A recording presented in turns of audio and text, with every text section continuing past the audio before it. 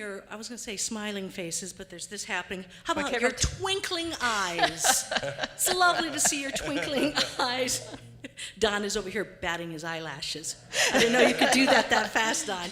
And for those of you who are joining us online, welcome. We're so grateful to have all of you here. And as you know, Reverend Kitty has been on sabbatical. This is the last week. She's back next Sunday. What? Everyone's excited. I missed her by 1 week. 1 week. Darn it. But Reverend Kitty's back, but boy, haven't we had a summer. Have we? It's been, what's a good, a smorgasbord. I wanted to use that word. That's a tough one. Smorgasbord. Is that a word? I think it is. Smorgasbord. Not the way you say it. Speakers and songs. Say that 10 times, my friends. But and we're kind of wrapping up that segment with our guest today, Chelley Seibert, everyone. Thank you. And I'll tell you a little bit more about her in a little bit if you haven't met. But in the meantime, it's time for some music. If we haven't met before, my name is Kim Char-Meredith, and I joyfully serve as the music director here at Unity in Naperville. Thank you. And this is Highest Good. Kevin and Mark. And right now, we all get to lift our hearts and sing, yes? I invite you to stand as you are able.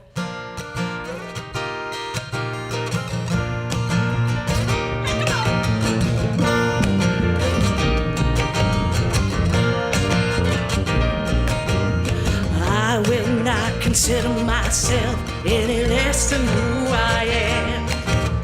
Cut from the finest cloth, I am wonderfully made. See here now, I got me the best suit on. Cut from the finest cloth, I am wonderfully made. From a perfect God, perfect creation.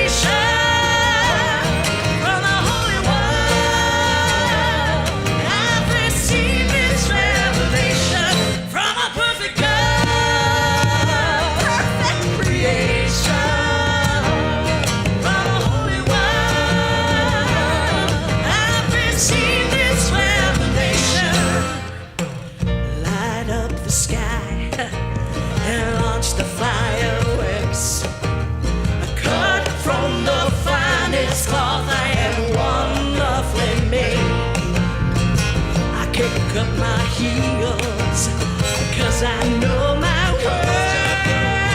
Cut from the finest cloth, I am wonderfully made. From a perfect God, perfect creation. From a holy one, I've received this revelation. From a perfect God, perfect creation.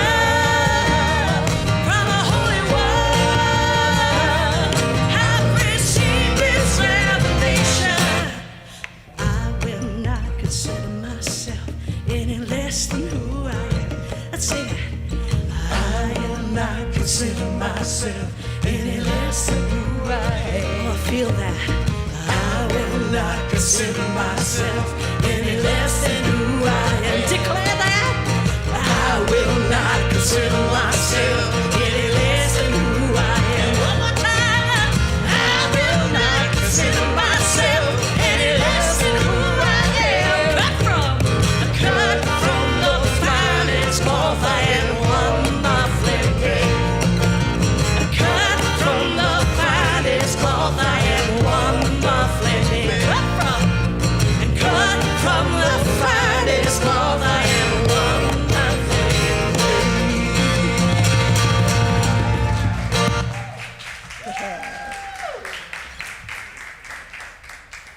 I love singing that. Woo, me too.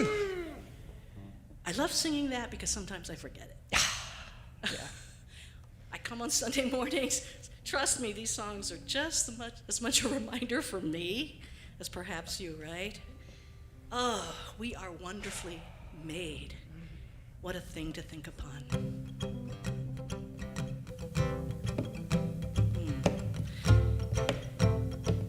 There's something wonderful that happens when we think upon those things.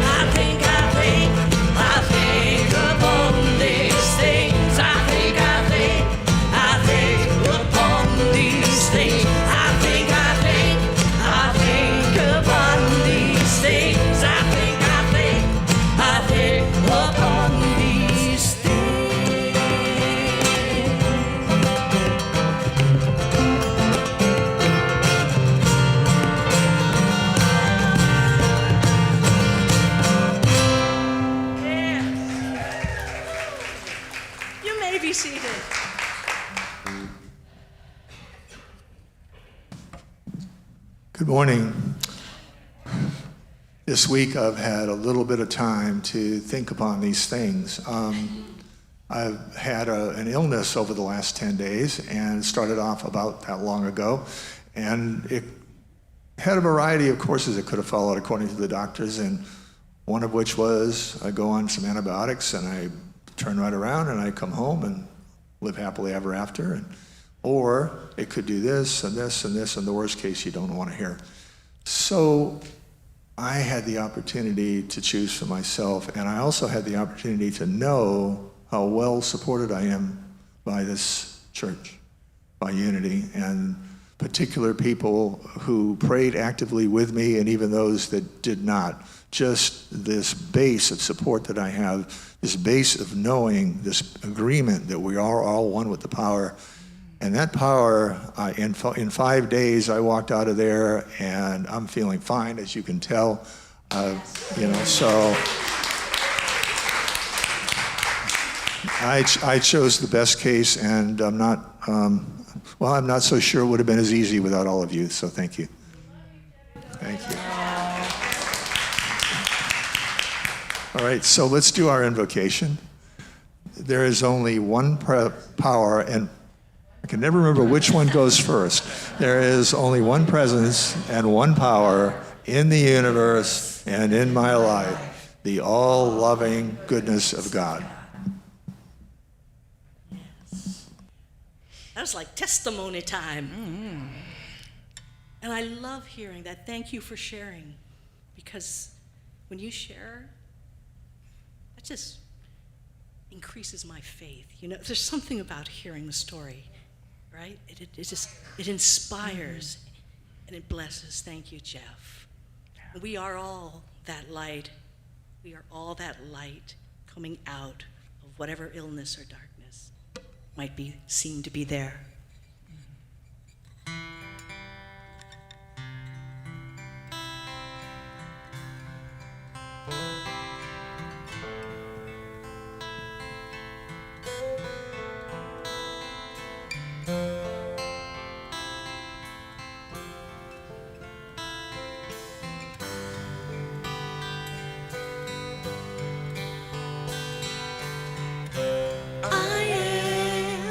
God created me. I am a light in this world. I am as God created me. I am, I am, I am. I am as God created me. I am a light in this world. I am as God created me. I am, I am, I am. I am spirit. I am holy. I am sacred. I am loved. You I am as God created me. You I am a light in this world. You I am as God created me. You I am, I am, I am. Oh, I am as God created me. Oh, I am a light in this world. Oh, I am as God created me. Oh, I am, I am, I am as God created me. I am a light in this world. I am as God created me. I am,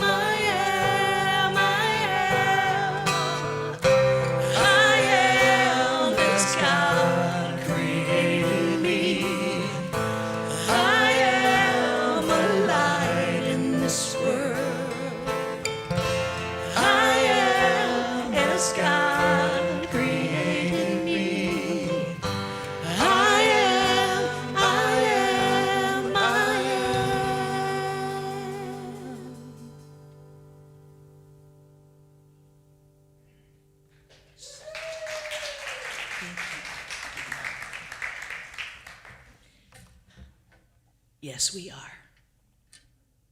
Yes, we are. And today we'll sit in that yes, we are. How does that sound to you?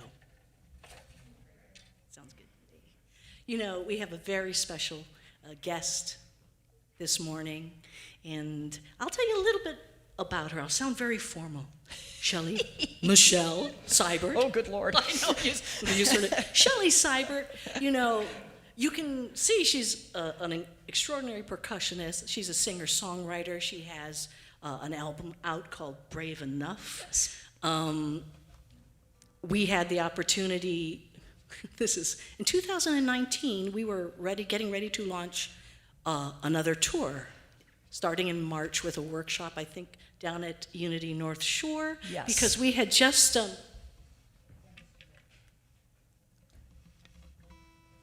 finished writing our book titled Tactical Spirituality. And it's an interesting combination. It's a powerful combination of combining, believe it or not, law enforcement tactics with self-hypnosis. Yes. Mm-hmm. Yes. Mm-hmm. And we're so excited about this. And maybe one day we'll do a workshop. But this is not what she's here about today. But I just wanted to share that with you because we were going to do our march starting in March of 2019, and we all know what happened to everything after that. So it will be eventually coming out with us going with it. But in the meantime, Chelley's been doing other things she'll talk about, but she is a 25-year veteran of the Dayton Police Department, Officer Seibert, and she retired, and she'll be sharing more about part of that life experience today. And I've had, as I've mentioned, the privilege of touring with my friend, and what I really love during a concert or presentation is that people just watch. They just watch Chelley. She's very expressive, right? And here's the thing, it's not just a face thing, because when Chelley expresses, she's expressing from her heart. And from a heart that lives to serve others. This I know to be true. I invite you to open your hearts to my friend, Chelley Seibert. Thank you. Wow. You know, there's an expression of it takes one to know one. Do you know where I'm going with this? I'm sorry. Whose foot does this when it gets really going, right? Right? Am I right? And you know, after touring for so many shows, I can't even count how many we've done together, and I still haven't figured out, does this mean I'm going too fast or too slow? But I know I need to watch it because there's a lot of expression coming from this end of the stage, I will tell you. And talk about coming from the heart, my friend. Oh my goodness. No one does it better. No one does it better. So thank you so much for having me. And to Reverend Kitty, I'm sorry I missed you by a week, but thank you so much for trusting me to come into your sacred space and take care of it for this week. And I want to thank all of you for welcoming me. I can't tell you how much I have missed you. It has been at least 2 years since I have been here. I know it seems like just yesterday because I know I did a drumming workshop before, and then, well, things happened. And I have been watching you on TV. I know it's really the computer, but I still consider it TV. I usually catch your Sunday services like on Wednesday, so I'm a little bit behind, but I'm still trying to keep up with what you're doing. And in fact, I want to say a quick shout out to my friend Madeline in Dayton, who has been watching you every single Sunday. You have a big fan in Dayton, Ohio, Madeline Moxley. Love you, Madeline. Ah. So, but just wanted to share that with you. But I know in last week's talk you had Denise here, and she was talking about COVID and how all of a sudden the calendar just disappeared, including the tour that we were going to start with our new book. And so there I was also with the, what happens next? And after floundering around, as we all kind of did in those COVID months, all of a sudden I got a phone call. And it was my old job calling. And I pick up the phone, and it's someone saying, hey, we've got this brand new position we think that you ought to look at this. You should maybe do it. It's working with recruits as a civilian, but it's brand new, and we just think you ought to take a look at it. And I'm saying, well, is it part-time? Oh, no, it's full-time. And I'm like, oh, well, I'll take it. What the heck came out of my mouth? What could I possibly know about this brand new job? I'm like, so of course I'm nervous, I'm scared to death. But, like Kim Char was talking about just a minute ago, we seem to write songs that are things that we need to hear and tell ourselves. And fortunately, there's one that Kim Char and I do together that was kind of the message that I needed to hear in order to go forward with this new adventure. Move my notes around here. Roller coasters can make us queasy. Big adventures, well, they don't come easy. You got to feel the fear and do it anyway. Courage takes a little training. Don't take too much explaining. Do one thing that scares you every day. I'm gonna board a plane and skydive and kiss the ground, glad to be alive. Sing karaoke of my favorite tune. Feelings, nothing more than feelings. Put my ego to the test. Post a selfie that's not my best. Do one thing that scares me every day. Roller coasters can make us queasy. Big adventures don't come easy. Feel the fear, do it anyway. Courage takes a little training. Don't take much explaining. Do one thing that scares you every day. I'm gonna take a walk on the wild side, pour Tabasco on my fries, sing karaoke of another favorite tune. Start spreading the news. See a movie on my own. Learn how to really use my phone. Do one thing that scares me every day. Roller coasters can make us queasy. Big adventures don't come easy. Feel the fear, do it anyway. Courage takes a little training. Don't take much explaining. Do one thing that scares you every day. I know this seems like just a silly song, but when I do these things, I wonder, why did I wait so long? I'm gonna give pickleball a try, pull the plug and go offline, sing karaoke of another favorite tune. Think of your fellow man, lend him a helping hand. Sing the food back when it's too cold, play my hand instead of fold. Do one thing that scares me every day. Roller coasters can make us queasy. Big adventures don't come easy. Feel the fear, do it anyway. Courage takes a little training. Don't take much explaining. Do one thing that scares you. One thing that scares you. One thing that scares you every day.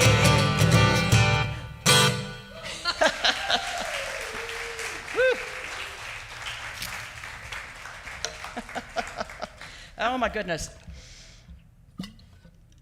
So there I was with this brand new job and thinking, what am I gonna do? What am I gonna do? This is exciting. This is new opportunity. Who really took it hard was probably my father, who Dad was convinced that the city was wanting to hire somebody so when things get wrong, they could immediately fire them. That was my job. I'm just going to be hired and then fired, and then I'm going to be the scapegoat to whatever. My dad is, you know how there's some people that are like glass half full and glass half empty? And Dad is kind of not only is the glass half empty, it's like it's totally empty, and it's been like knocked off the kitchen counter, and it's fallen behind the refrigerator where the Tupperware lids that have disappeared have all ended up. There ain't no water ever getting in that glass, ever. So that's that end of the spectrum, and then I'm probably like the exact opposite because I'm like Pollyanna, like, we can do this, let's have a show. There's gotta be something that we can do. So I'm gonna start with what I know, and then we'll just go from there, and we'll just take this ride. And so I had to think, okay, so what do I know? Okay, so I know police recruits, and I think there's probably a picture here. Here's actually my latest group of kids. So I have been teaching police recruits for over 20 years. And even though the faces change and the names change, but the journey that I watch them go on is exactly the same. And I've narrowed it down scientifically, of course, from my own observation, but there are 4 different steps that recruits go through in the 6 months that we have them in the academy. The first phase is on day 1, where they are sitting ramrod straight in their chairs. They don't even know there's a back to the chair. They're like on the edge of the seat, right? And they speak only when spoken to. And we'll go around the room and we'll ask them, why do you want to be a cop? And they'll stand up and they'll say, I want to help people. And they mean it. And then we go a couple weeks into the academy where we get to phase 2. And this is where they finally sit back in their chair and realize, oh, I can relax a little bit. And then their personalities come out. We start to see they have a sense of humor, and they develop nicknames for each other. And they still use phrases like ma'am and sir, and they still want to help people, and it's great. And then phase 3 happens. And phase 3 is firearms training. And so we put these gun belts on them, and then all of a sudden, their posture changes just a little bit, and like their chests puff out, and they can't seem to get their elbows down to their bodies. They just flare out like this, and they walk with swagger, and they start chewing tobacco, and they grow mustaches, and fortunately, this dissipates after a while. It's just something we all have to go through. I don't know if it's the terrible twos. I'm not sure what the equivalent is. But finally, we get to phase 4. And that's when we get to graduation day. And here's a time where they are proud, and they are excited, and they're scared. And they don't know that everybody standing next to them is also scared because they think they're the only one. Have you ever been that person before? Yeah, that's human nature. And you should see the relief on their face when I tell them on the last day, you know what? I know you're scared. If you weren't scared, I'd be worried about you. Because if you're scared, it means you care. And you want to do a good job. And that's their concern, is that I don't know enough, I am not enough, I can't possibly do this. But that's what they have to overcome. And so what happens is we give them a gun, we give them a badge, we dress them in this uniform, and then we send them out on the street. And they're wearing an outfit that everybody is going to hate them because of what they're wearing. Because this uniform represents all of the negativity that you have seen for decades. The struggles, the police brutality, the corruption. All of those negative things are related to this uniform. And so here we are setting them up and sending them on the street, and no one has ever addressed that. And so this is now my new job, is to help them on this part of the journey, to help them make that next year transition, to help them survive the journey that they're about to undertake. That's what I was up against. Now, all I had to go on was my own experience and my observations, and what I see is this.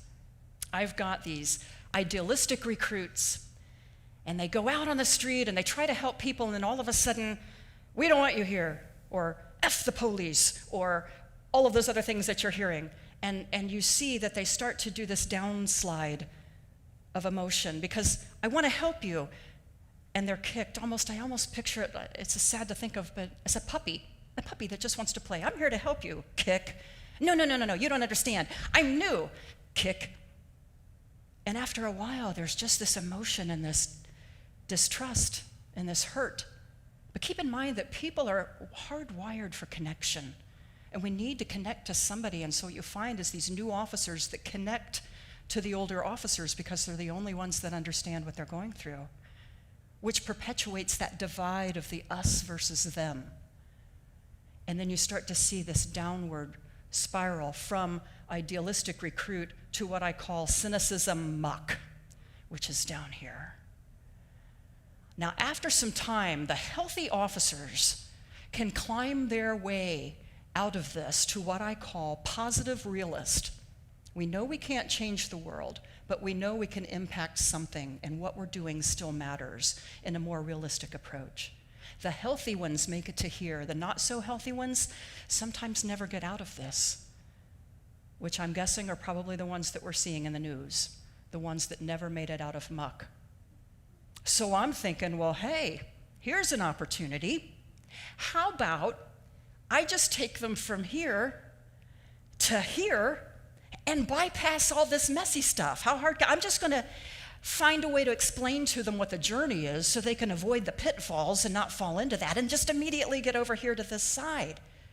So I put together a survey, and I got all of my positive veteran officers, and I asked them, what are some things that you faced in the first year that surprised you and that were challenges, and how did you overcome those? And give me some tips that I can give to these recruits. And so they did. They filled out all of this paperwork, and I went to these kids and gave them the data thinking, okay, now that you know what's happening, you got this. It's going to be fine.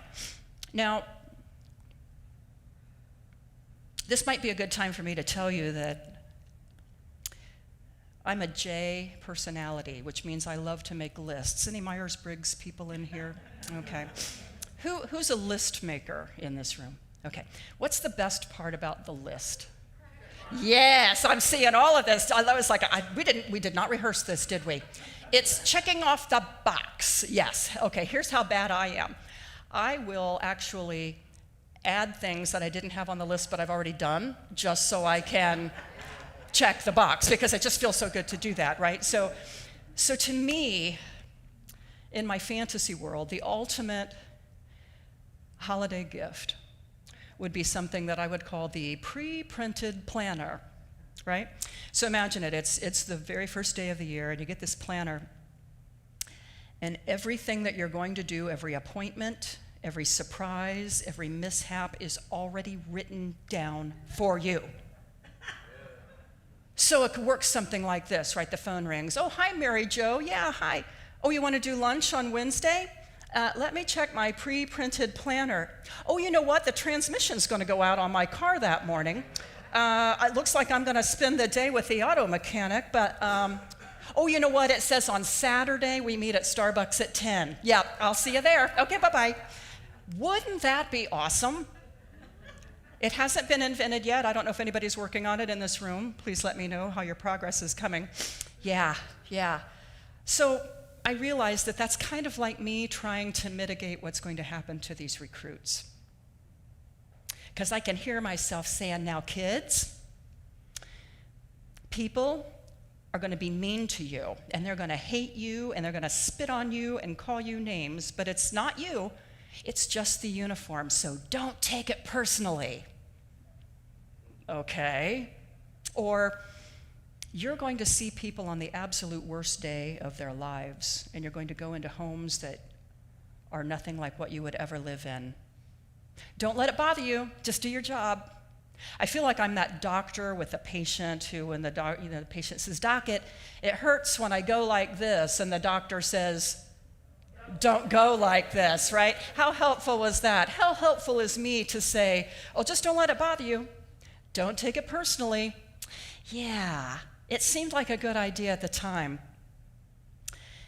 The flaw to my plan became obvious when I brought my recruits back 4 months after they had been on the street.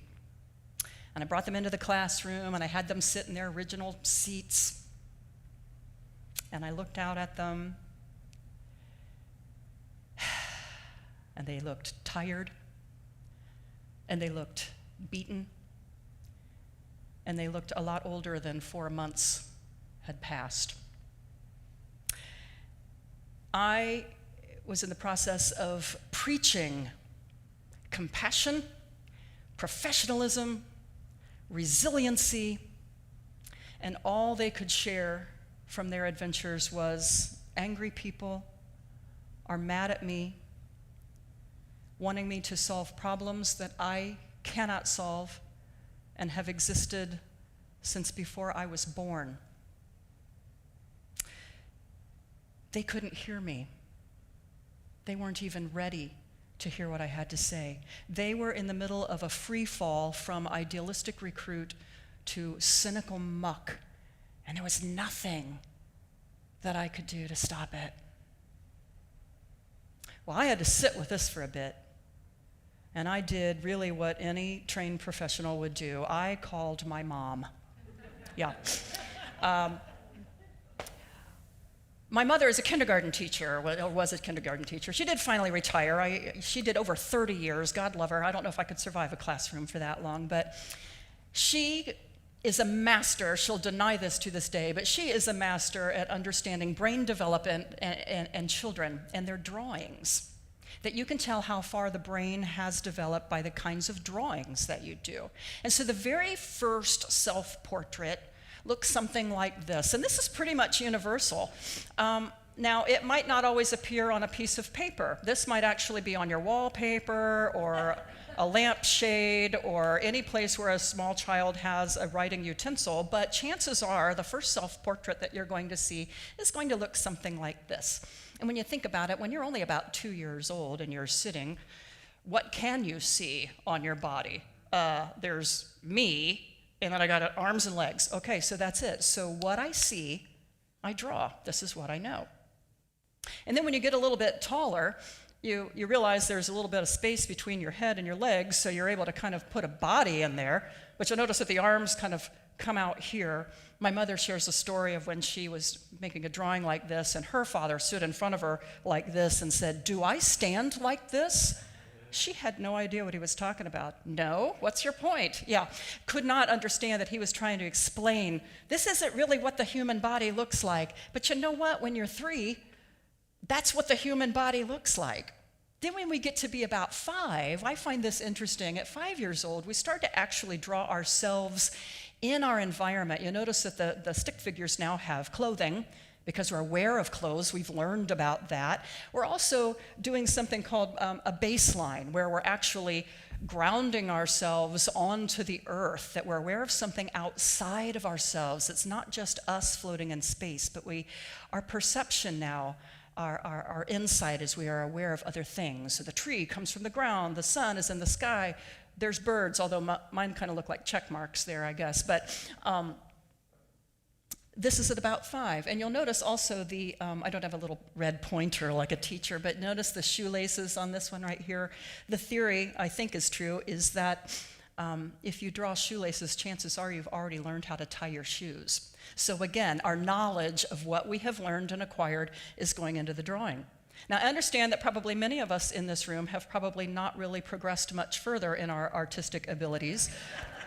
So congratulations, you can make it to kindergarten. You're probably able to read once you reach this level. If you do advance into the artistic world, you can start looking at what the human face really looks like. This is kind of fascinating. For years, we thought our heads were round. They're not, they're oval. So that was our first misstep when we were trying to draw our faces. And the eyes are not actually at the top of the circle. The eyes are almost halfway down the head, which is kind of interesting. And then if you were to draw your eyebrows, you'll notice that they're even with the tops of the ears. The distance between your eyes is actually the same width as the eyeball itself. And then I think it's the inside of the iris will show you where the corner of the mouth should be. The inside of the eye itself is about where the nostril would fall. So knowing all of these proportions, you could probably go to a piece of paper and draw something better than the stick figure to figure out the face. But again, even though you might not have known this, you are old enough and have dealt with shapes, patterns, and measurements enough that you can comprehend this and know what I'm talking about. How many of you have ever even tried to draw a face like this before? Anyone? Yes, we do have some artists in the room. How many of you are looking at this like, holy cow, I had no idea?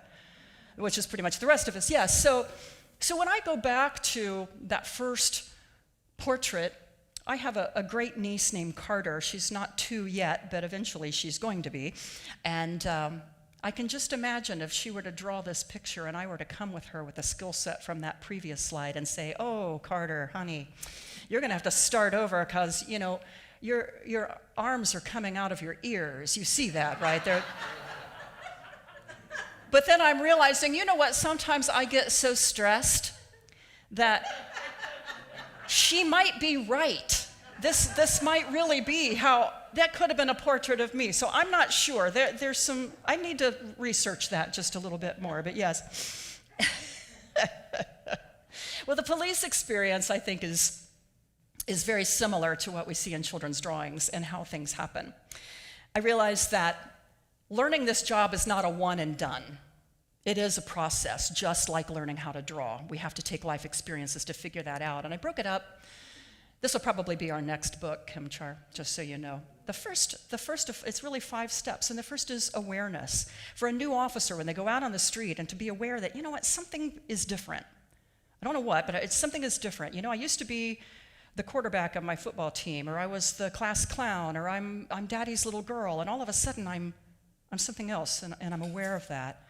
And then we move into analysis. You know, I'm aware of this difference, and you know what? It's uncomfortable.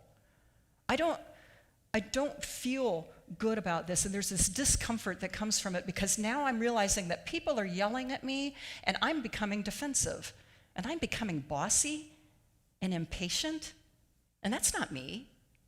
So that's that second piece of it, of the analysis. And then to assess it, what emotion do you assign to that? Is it pain?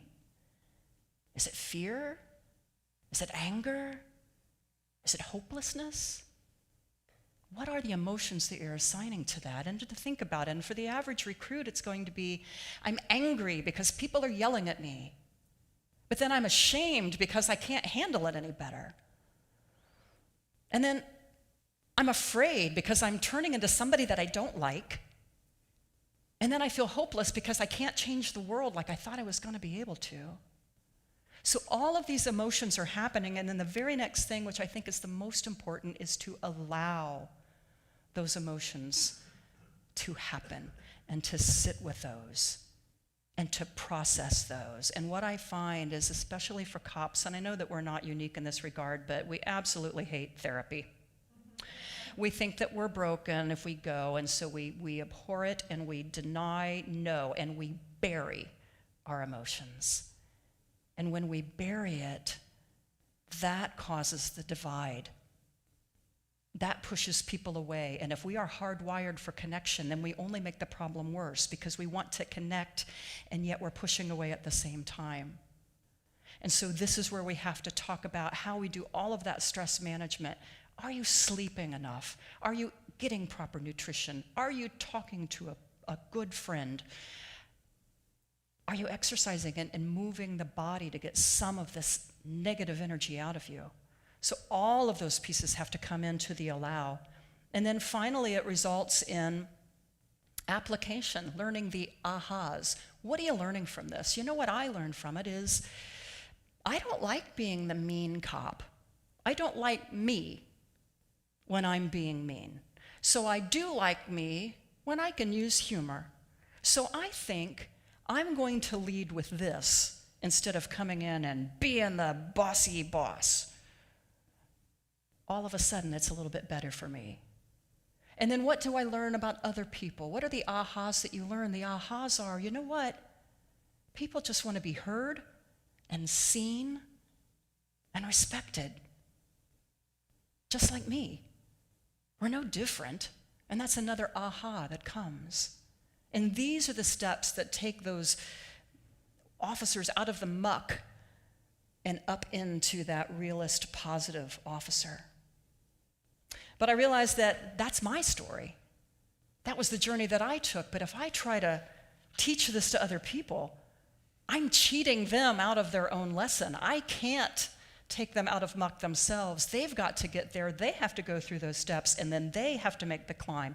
My job is to assist them when they are ready to do so.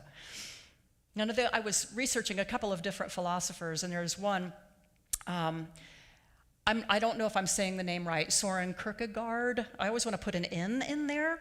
19th century Danish philosopher. Love, love, love this quote. Life can only be understood backwards, but it must be lived forwards. Think about that for a moment. Life can only be understood backwards, but must be lived forwards. Where you are in your journeys right now, how many of you can look backward and suddenly things make sense that didn't make sense at the time? Like all of the things that I've gone through in my life pretty much fall in that category. This is so true. And there was another more current philosophy that I wanted to share with you as well. It's the world according to the Indigo girls. I don't know if you've ever listened to their song lyrics. Some of it a little bit wordy, but there is one particular song that I wanted to share with you, and it's called the Wood Song. And if you're not familiar with it, the storyline of the Wood Song is they're basically talking about traveling through life in a small wooden boat. And there's all kinds of obstacles, and you don't know what they are because you don't have your pre-printed planner in the boat with you. And there could be storms, there could be anything, and so we're just trying to make it. And the chorus of that goes like this. It says, "The wood is tired, and the wood is old, and we'll make it fine if the weather holds. But if the weather holds, we'll have missed the point. That is where I need to go." I realize that the lessons that I'm learning with these recruits are not just about the recruits. This is a lesson for everybody. What is it that we don't yet know? What is it that we're still in the dark about but will become clear to us in the future? I'm in the process of writing a book. I've been at this for, 25 years. It's so close to getting started. It has a title. I have a title for this book, and it's called The Fence, the Fog, and Other Aunt Shelleyisms, right? And one of the chapters is called The Gift of the Fog. And it's talking about how you can't see in front of you other than maybe one step when you're in a thick fog. And I call it the gift because it gives us two things. Number one, it makes us slow down. You're not going to run in a fog and run into a tree. It forces you to slow down. And the second thing that it does is it heightens our awareness to the present. If you can't see, you'll start listening closer because our other senses will make up for whatever is not working at the time. So both of those things are happening. So imagine that you're in a thick fog and you can only see that one step, and I take that step, but then guess what? I can see the next step, so then I can take that next step. And I believe this is by design, because I think, this is a Shelleyism, mind you, if we could see what was up ahead, we wouldn't go. Am I right? Can you think of some of the journeys that you've been on and it's like, ooh, I don't know if I would have done that. But then when you got to the other side, all of a sudden it was, I am so glad that I did that. But had I known, I wouldn't have gone. Gift of the fog. So imagine we go back to our pre-printed planner example, and let's say if I were to study that 10 o'clock at Starbucks, that if I had really read closely, it says that I spill my frappa, crappa, latte, dolce, something. I don't speak Starbucks, I'm sorry, but I just drive to them. But I'm going to spill that on a brand new, very expensive suit, right? Now, if I had read that ahead of time, I could have done a couple of things. I could have said, Mary Jo, we're not meeting there. Or I could have worn something different. Or I could have ordered water. These are all things that I could have done to mitigate that. But I don't have that planner. But what would I have missed out on? Because let's say I spill my coffee, and then I have to go to the dry cleaners on Friday, where I run into an old friend who ends up getting me my dream job the following year because I happened to run into her there. It was imperative that I meet her. I had to be at the dry cleaners on that day, so I had to have spilled my coffee, so I had to have had my transmission go out so that I could make sure that I was Starbucks. You don't know the inner workings of the pattern. You just gotta trust. All you see is that step. There's my step. Oh, I see another one. There's my step, and that's it. And that, to me, is the gift of the fog. So, yeah, I love the dry cleaner. If we miss out, if we don't follow where the path leads us, we're going to miss those happy accidents. We're going to miss those growing pains. And those are the things that make us who we are. And that, my friends, is where we need to go. I'd like to bring up our affirmation for today. I trust Spirit to guide me where I need to go. Can we say that together? I trust Spirit to guide me where I need to go. Yeah. And as we move into meditation, I want you to think about these words. There are times when we feel compelled to do something, but we're not sure what that something is. That is the gift of the fog. It's telling us to slow down, telling us to listen more, talk less, to be still.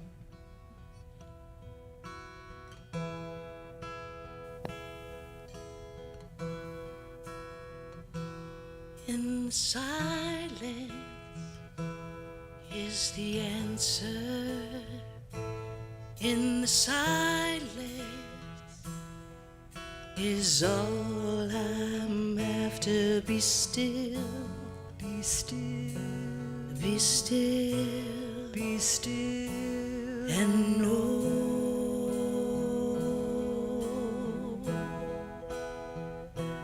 Be still, be still, be still, be still, my soul.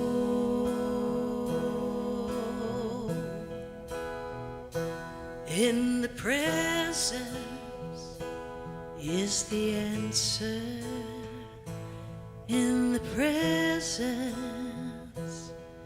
is all I'm after. Be still, be still, be still, be still, and know.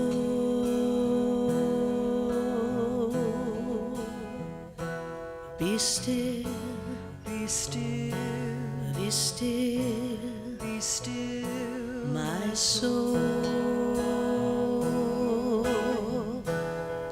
And I'm not waiting on divine.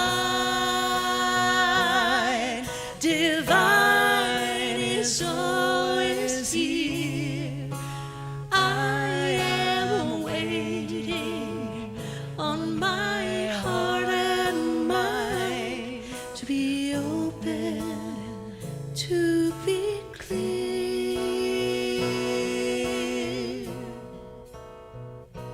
Be still, be still, be still, be still, and know.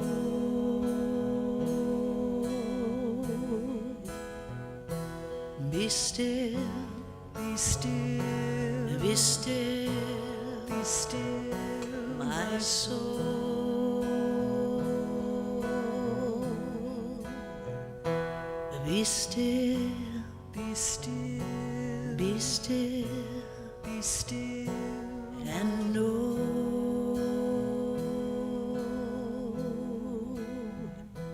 Be still, be still, be still, be still, my soul.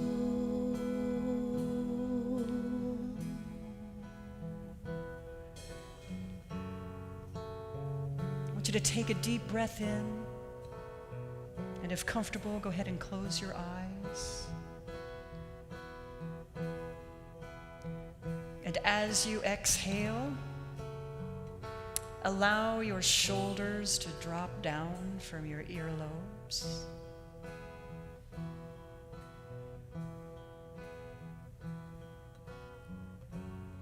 Allow your seat to support you. Imagine putting all of your weight onto the earth's surface. And I want you to imagine a fog surrounding you like a warm blanket on a chilly day. A hug from the planet Earth rocking you.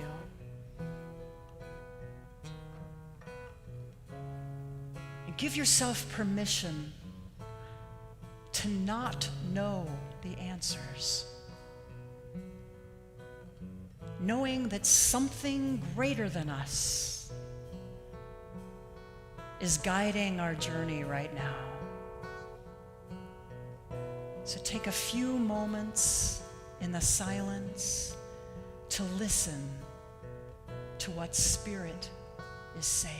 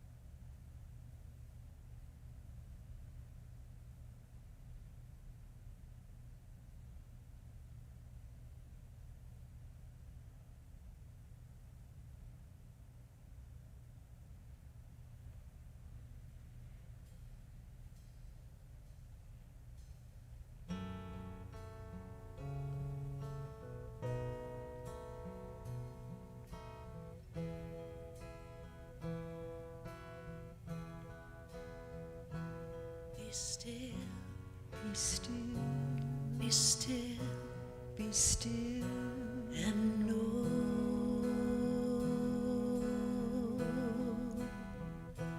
Be still, be still, be still, be still, my soul.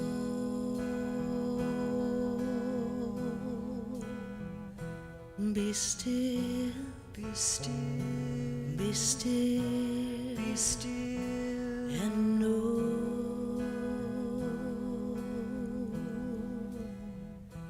Be still, be still, be still, be still, my soul.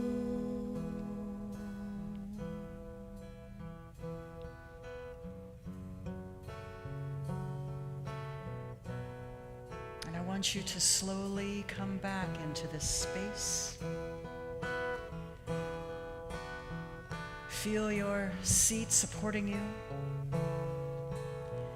Take a deep breath in, knowing that Spirit is guiding us to exactly where we need to be. Inhale, exhale, open your eyes when you are ready.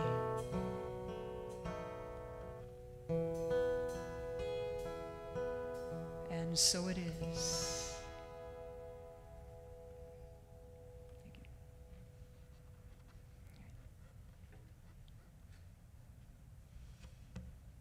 Thank you, Chelley. Our friend Chelley Seibert, everybody. Thank you. Thank you.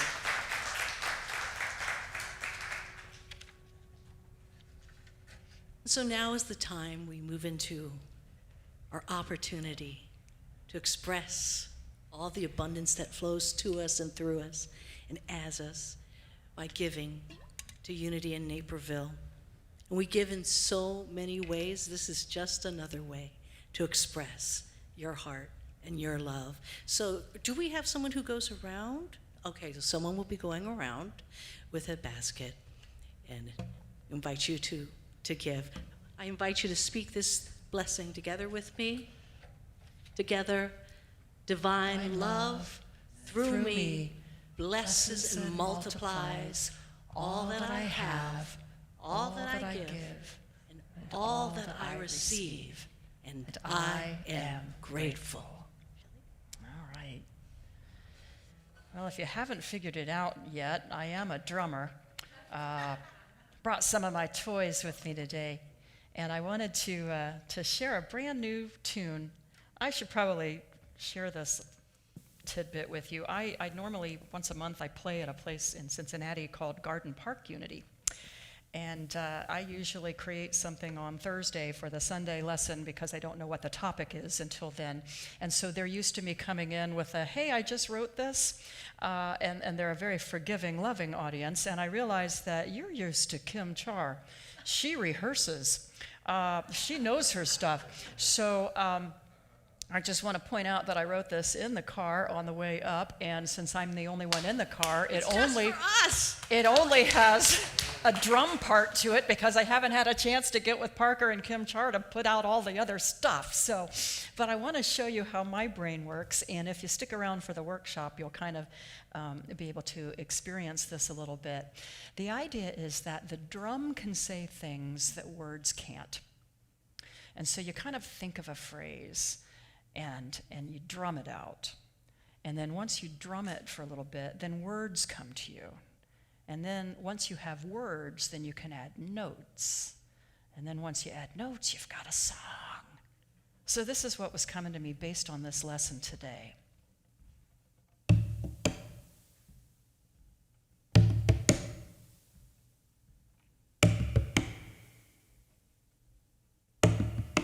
And the words were, live it to learn. Live it to learn. Live it to learn. Live it to learn. Then add notes. Live it to learn. Live it to learn. Live it to learn. Live it to learn. Can you do that with me? Live it to learn. Live it to learn. Live it to learn. Live it to learn, and then a verse. I could tell you what comes next, 'cause I've been there before. But if you rush through all the text, you're gonna think you're done, but you'll need more. You got to live it to learn. Live it to learn. Live it to learn. Live it to learn. Come on, you got to live it to learn. Live it to learn. You got to live it to learn. Live it to learn. Well, some folks like to jump ahead to the last page, take a look. But if you skip the storyline, you're gonna miss the whole point of the book. You got to live it to learn. Live it to learn. You have got to live it to learn. Live it to learn. Oh, you got to live it to learn. Yes, yes, yes, yes. Live it to learn. You got to live it to learn. You got to live it to learn. Well, I've seen focus backwards. I see it all so clear. But start at the beginning. You must go from here. You got to live it to learn. Live it to learn.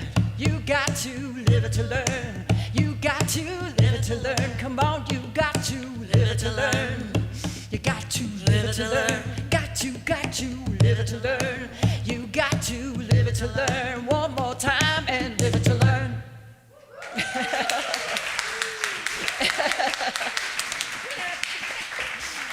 Come Coming to a studio near you. We'll flesh that one out. That's great. Great job. Chelley, thank you. One more time, Chelley Seibert, our dear friends. Thank you. Live it to learn. Thank you.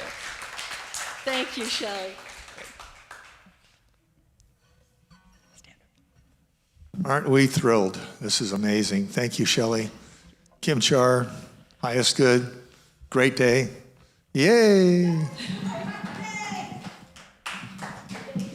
My name is Jeff Benoit, and most of you probably know that, and I'm going to be doing your announcements today. 4.5 years is the first time I've done this piece, but we'll see how it goes. Anyway, good morning, and if you're joining us for the first time, we're glad you're here. And if you have any questions or want to receive the weekly update every Tuesday morning, sign up for the weekly e-news at unityinnaperville.org, or you can email admin@unityinnaperville.org and be a part of things and keep in touch with what's going on. Today, now what's going on at Unity here in Naperville, starting today at 1 p.m., Chelley is giving her drumming workshop, and I'm going to give her the opportunity to tell you a little bit about it, please. Well, I did bring a few toys. So if you brought something from home, I am a firm believer that anything and everything can be a percussion instrument. So I do have a combination of, this is a drumstick. I know some people use it as a wooden spoon, but to me it is a drumstick of all things. But sand pails, just whatever. I do actually have real drums too. And we're just going to kind of do an old-fashioned drumming circle, and I might even teach you some old African rhythms that have been around for thousands of years, but we're going to break it down so that it's going to be so easy to play that you're going to amaze yourselves, because everybody is a drummer.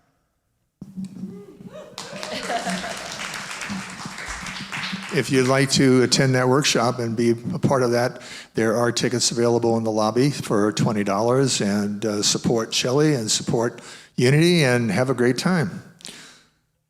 If you were born in September, please forward a photo along with your name and birthday by August 31st, and we'll be singing happy birthday to you on the first Sunday in September. Email photo and info to admin@unityinnaperville.org. Lunch Online, you've all heard about Lunch Online, and not only do you get to have food, you get spiritual food too, from what I understand.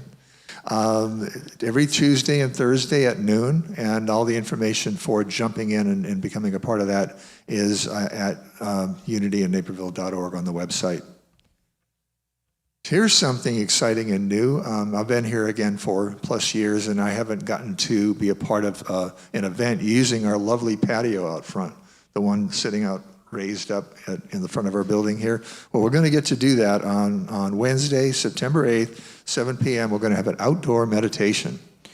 Meet at Serenity Square is what we call it, the patio in front of our building. Bring your own lawn chair, blanket, and grab a folding chair from Unity if you didn't bring a chair. The session will include soft music, chanting, interactive sharing, guided meditation, and silence.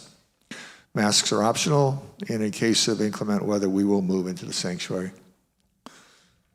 And here we are again. Although we missed last year because of the pandemic, we're coming around again to our Unity in Naperville picnic. I don't know if you were there the last time we had one, but it's at the same location as it was at that time 2 or 3 years ago. And that location is at Herrick Lake Forest Preserve. And it's at the West Pavilion of the Forest Lake Preserve. If you're familiar with it, the main entrance of the Forest Lake Preserve is on Butterfield. However, our site is on Herrick Road. It has its own parking lot. It has its own everything. It's really a beautiful site, wide open. We're going to have Unity Manual Grill hamburgers, provide buns and toppings. And if you would just bring your own side dishes. Now, as you're bringing side dishes, remember that you're only bringing for yourself. This is not a potluck, so otherwise you'd be bringing a lot of food home with you. So, water will be available, and of course you can bring your own soft drinks, bring chair, blanket. We are going to have games like cornhole, badminton, etc. for those that like to be active, or you can just hang out and listen to each other sing, whatever it is we do. So it's going to be a lot of fun, and it's going to be one of those mask optional things so we can get out, enjoy ourselves without concern. And we will be selling raffle tickets after the service today in the lobby to fund the purchase of the meat for the picnic. And this will be a split the pot raffle with half the proceeds going to the winner and the other half, of course, going to Unity. Tickets are $1 each, 6 for $5 or 12 for $10. Look for Beth Schwartz to purchase tickets. We have a sign-up sheet in the lobby also, just to give us some idea. This is not an absolute requirement, but we love to have some idea of who we're going to be expecting at our picnic. In fact, I guess it is as much as possible a requirement. Otherwise, we don't know how much food, how many burgers and such to bring. One-on-one prayer support, as we've been doing, is by sending an email to prayer@unityandnaperville.org requesting prayer, and on that prayer request, you're going to let us know, let the prayer chaplain know your phone number, because the prayer chaplain is going to be contacting you back by phone and doing prayer with you one-on-one over the phone for whatever it is you'd like to pray about. So that's it. Thank you. Thank you. Thank you, Jeff. Did you say split the pot raffle? Split the pot. Otherwise known as a 50-50 raffle. Oh, okay. You know, I'm sorry. I heard spit in the pot, and I'm like, what kind of picnic are we having here? Okay, split the pot so you get half of it. I get it. I like it. Well, this has been swell, everyone. I'm so nice to see you here. It's been swell. And just a reminder, too, that once the service is over, you'll be in the front room, Chelley. She has some of her CDs out there. You know what? I brought some books. She didn't know I brought some books. I'd love to see We it. have some of the books. I would love to share those with you. And just a personal note here. You know what? Buy some CDs and books. It all goes to help Chelley. I love my friend because we invited her to come, and she literally jumped in the car yesterday, showed up last night. She's going to jump in the car this afternoon and drive right back because she's got those recruits on Monday morning. So bless her.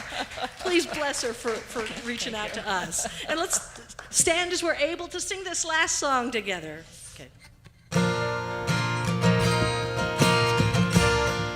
Here we go. Blessed always, blessed always, for the arms of God surround us.